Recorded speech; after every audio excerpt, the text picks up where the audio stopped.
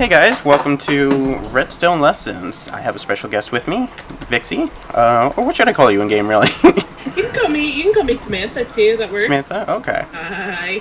I wanted to clear that up before, but I forgot. I know I have too many usernames going. It's Yeah, okay. you do. You have 3 that I know of, and I'm sure you have more. I need to consolidate. Okay, so you were interested in some redstone. Yes, but I am completely and totally clueless when it comes to redstone. Okay, so this is redstone. That I, I get that. But that's pretty much as far as my introduction goes. All right. To Well, redstone. okay. So let's move on to the next lesson. Okay, lesson 1 achieved. Lesson 2: redstone has 2 states: off and on. Okay. Yeah, I just wanted to make sure I covered all bases. Don't leave you behind anywhere. No, it'd be thorough. That's good. Never underestimate. Right. So. The lack of knowledge that I have. So let's move on to a redstone torch. Okay. Redstone torch, depending on the state of power that it's on of the block that it's attached to, will be in the opposite. So you can see the redstone on top is off, but the torch is on. Right. And when I hit the lever, the redstone turns on and the torch turns off. Okay. I'm not going to get into redstone ticks too much, but Redstone ticks. yeah. Okay. Well, they're like game ticks. Like it's a tenth of a second. Is really what it is usually. Okay. I mean, there are in-game ticks which are 1/20th of a second, but I hardly refer to those. So if you ever hear me saying a tick, usually means 1/10 of a second, and it's like a delay. So like when the redstone on top will actually turn off before the torch turns back on, but probably won't be able to notice it with only 1/10 of a second. Yeah, no, I can't see it. I'll take your word for it, though. Yeah, sure. You are the expert, and I am not. Here we can set up a few more. Also, repeaters. I'll get more into those later, but they also, like when you have a redstone signal go through them, it also spends another tick of a tenth of a second thingy. Okay. Watch me be really technical here. This is going to be a Thingy. yeah. That's a technical term. All right, so you try to get the redstone up here and the torch down there, and on the same shot, like all the way down there. Let's see. There we go. Okay. And you'll see like there'll be a significant difference in time. There is a delay. Yep. I see. So that's important to know eventually. Okay. Right now, we're trying to do some simple things. Yes. Simple is good. Right. What I didn't have set up, I should probably try to explain like how redstone will travel from one thing to another. Alrighty. One thing to know is that it will go up a block. Like this. Like the signal will go up to the top there. It'll also go down. Just the same. So 1 block of difference in height is fine. And It only travels 1 block. right, only one block in height. Okay. So you'll also see that if I do like this here, the shape of the redstone actually determines which way it's powering. Okay. Now, I'll get into how this works in a second because it's a little more confusing actually. Alright. But if you put down a torch or like a repeater or comparator, the redstone will actually try to attach to it. So if we do like a comparator over there, you'll see how it kind of makes the right angle. Indeed. And let me grab a piston, because pistons and other block-like redstone devices will not attach to the redstone. So like you have to have the redstone pointing at it, because you can see it's not powering it. So like if we do this, that'll power it. Oh, okay. So that's good to know. And let's try to see if I can't do this one. While I'm doing this, it's also probably a good idea to cover how inputs sort of affect redstone. Okay. So let me grab the lever over here. Now, coming from a block, like an input will usually connect to a block like this, and from that block, it'll power any redstone directly below it. Okay. Or directly off any of the sides would be an easier way to say it.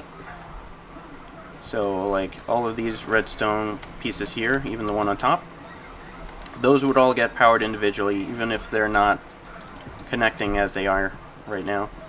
Okay. See, just like that. Oh, so there's like a little dab of redstone on each one. Got Right. it. So the input is the lever, Yeah. right? Okay. Let me just get rid of these for now, All right. because they're not important for this. But you will see that when the redstone is in like a little blob like that, it will actually power all blocks around it, Oh. except for above Okay. it, like to the On left. the same level? Yeah, as it? on the same level as the redstone. Also, Okay. also good to note, as another miscellaneous thing that I thought of, something like a half slab, you can't put it on top. So the redstone itself essentially takes up the whole block. I see. Okay. Okay, so you can see here, it's going to power these blocks next to it. So all these output devices, the pistons and the redstone lamp, are all going to go turn off. on? Just like that. Oh, okay. So knowing how to manipulate redstone is always good to know. That only takes one little blob of redstone there. Yep. One piece of redstone dust. Yes, that one Right piece there. powers everything here. I could probably attach a lot more outputs here to just be ridiculous, but That gets the point across. it gets the point across, yeah. So, one thing I mentioned to you was a little door design Yes. to fill in the viewers. Yes. If anyone's had a door like this, where it's double doors and you have the pressure plates, you've probably, like we have, Numerous times. numerous times, just gotten stuck up against the doors. Yes. And sometimes that's really not what you want to be happening. No, at the when you're time. trying to run away from something. No. Or they So, close on you and somehow in the split second between you walking across the pressure plate and walking over the block in front of it. right. That's happened to me before too. So, a little thing that I devised was to have both pressure plates, or either one individually, actually power both doors. So it's less likely that you'll run into it.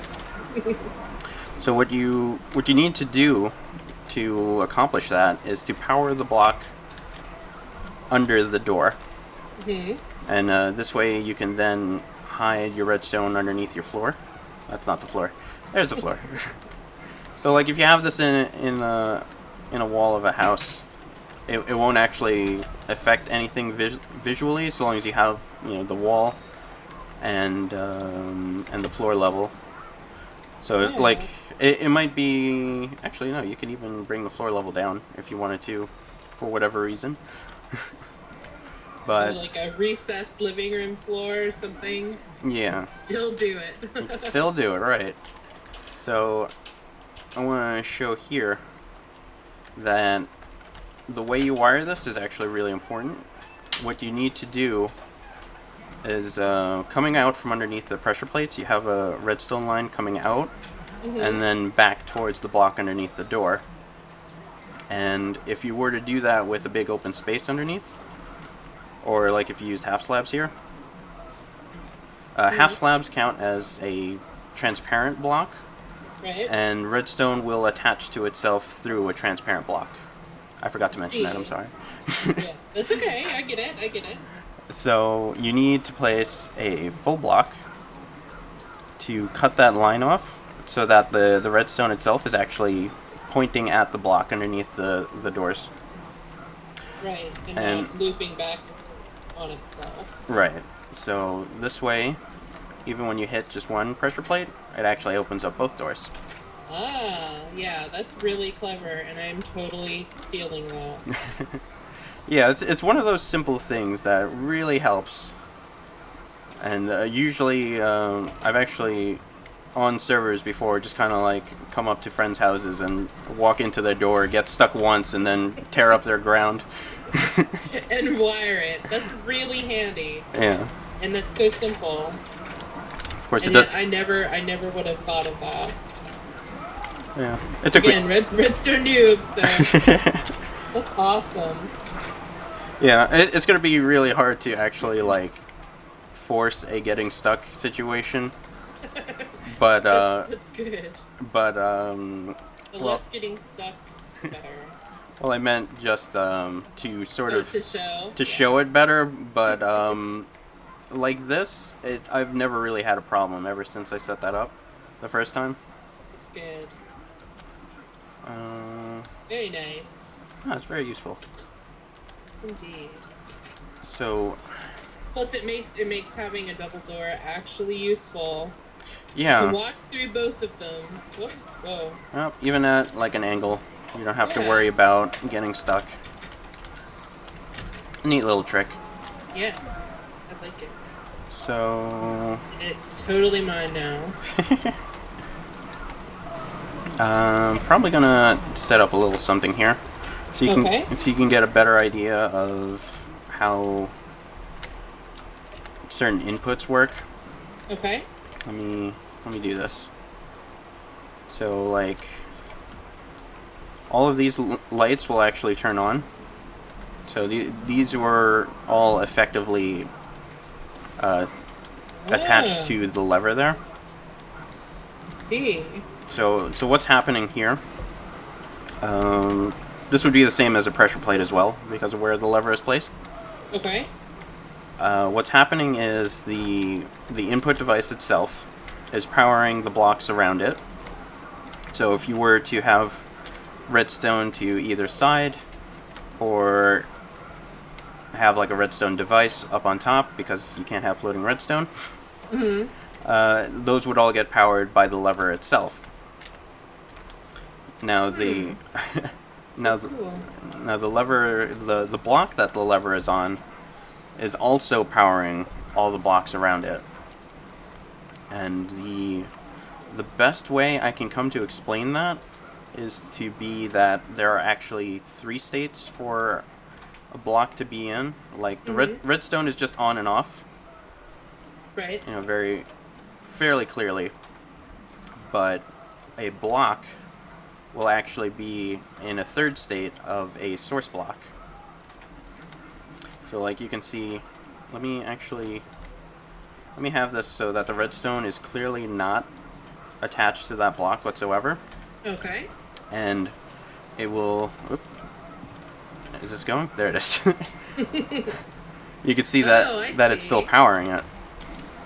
So the block is actually, regardless of whether or not it's directly attached to the redstone, will actually power redstone next to it. Ah, I see. So that's how it's powering the lamps here? Mm-hmm. Ah. I did not know that either. Also, full block redstone devices. Let me see. Like dispensers, probably note blocks, droppers. Those will all act kind of funny when you send a redstone signal into it, because like if we do here, what you would expect is that it would only power this one lamp Right. because the redstone's going into it. But what's actually happening is that it's taken considering the redstone lamp as a block, Mhm. and it is powering the block. Oh, so So it's being powered and it's also it's also turning on. using pushing the power onto the other ones. Right. Or I guess pushing is not the right term. It's sending power to the other ones. Right. So if we were to do this example with let's see, a block and redstone around it. Let me actually use some redstone. There we go. So what I'm gonna do, I'm kind of futzing around with my hotbar here. It's okay. There we go. Now you can see this is pretty much set up the same way. Mm-hmm. Sort of. Like the redstone is where the lamps are, and the block is where the other block is. Mm-hmm. Now this, you'll see, it doesn't power any of the redstone. Right. So you can consider the block here to be in a state of on. Now if we were to change the redstone back here Mm-hmm. with a repeater, Oh, it turns on the redstone. I see that. So it's effectively turning it into at least what I call a source block. The source of power. It makes sense. Mm-hmm. So it'll cause it in that sense to bleed into places. So it's like if you're making a machine, sometimes you want that to happen, sometimes you don't want that to happen. So being aware of that is certainly key. Yes. So I'm sure that it won't be. I'm not going to be making any complicated machinery just yet. But there will come a time where I will, and that'll be good to know. Yeah, it just makes more sense to cover this early, so like you know what you're doing. Yes. So building things like that, like the door is pretty easy, but as the more complicated we get, the more necessary it is to know this stuff. Yeah. It makes sense. You're a good teacher. Oh, thank you. I did want to be a teacher at one point in my life. Well, you do good at it. Oh, thank you. I get it now. Well, Yeah. not all of it, but I get this stuff. Right. This stuff is good. Okay. Now I can make like a tiny cross with redstone on in the middle of it. Yay! But I'm totally stealing your door idea. That's awesome. Very practical. That's what I like to do usually in redstone. Like, I got into redstone specifically to make a door. Not this door, because this came afterwards, but Like a piston door? yeah, like a piston type door. I wanted to. I talked about it a little bit in my showcase of the automatic door. Yeah. How they're awesome, but I would have no clue how to do it. So your series is helping me. Yay. Yay, indeed. Oh, right. I just remembered something else to do with like the lamp type things. Mhm. Putting down extra blocks. Okay. Is a redstone torch. Now, if we're talking about like the lever and the pressure plate over here, if we were to do the lever against the wall, you'd have to remember that the same thing with the source block with what the lever is attaching to. So like it's not going to power those, but it's actually going to power like further back. Oh. There you go. See. Because it's powering the block it's attached to. So that works like a button. Okay. So if we go over here, the way a torch works is it'll source block the block above it. Oh, okay. And you'll also note specifically that it doesn't power the one it's on. So you can see that fairly clearly here if my game isn't lagging. No, it's good. I can see. Yeah. Well, it's getting a little choppy on my end. Aw. Alright. Is it so? The signal is always inverted when it comes to redstone torches, Yeah. So like, like whatever innately inverted. whatever state the block is on, the torch is on the opposite, See. and the block above will turn into a source block. And then is that how you do like a tower of inverted redstone torches to I don't know, power something way up there, right? Yeah. Yeah. That's how it's done. Let me see. Okay, I'm gonna fly. Okay. There we go. So like the torch here is then powering the block above it, and then it turns off the torch going up. Yeah. So then you can keep that going up, and just so long as you keep track of which state of power you need to have at the top is Can you do this? Is there like a limit? Like with I know redstone dust is what 16 15. blocks? 15. That's a So good is thing there a to. limit for how? Well, no, because each block ends up being a source block, so it you could say that the block itself is at a powered state of 15 for each Oh, block up. so you could do one to the sky if you really Yep. had a need for it. As tall as you need it to go. Oh. So that's pretty good, right? Yeah, that was awesome. I think that was a good first lesson. Oh, good. So I'll have to talk to you about what else you might want to know, Yeah. or where to go from here. But I guess that'll be it for this one, right? Yeah, that was awesome. All right. Hope you guys learned something cool. Yeah, Or thank good. you. No problem. I'll catch you guys next time. Bye.